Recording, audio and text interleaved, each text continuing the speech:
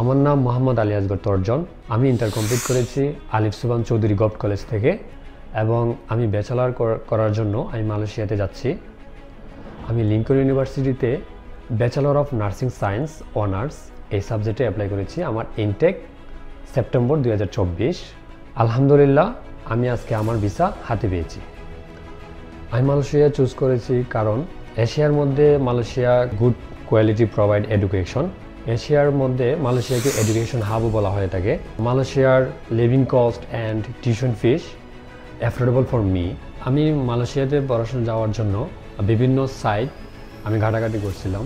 তার মধ্যে আমার ভাই আমাকে সাজেস্ট করছে এডুকেশন হাব। দেন আমি এডুকেশন হাবের ফেসবুক পেজে ঘাটাঘাটি করার পরে আমি এডুকেশন হাবের অফিসে আসার পর তাদের সাথে সরাসরি কথা বলে আমার কাছে এভরিথিং পজিটিভ মনে হয়েছে। দেন তাদের মাধ্যমে আমি ইউনিভার্সিটি অ্যাপ্লাই করছি।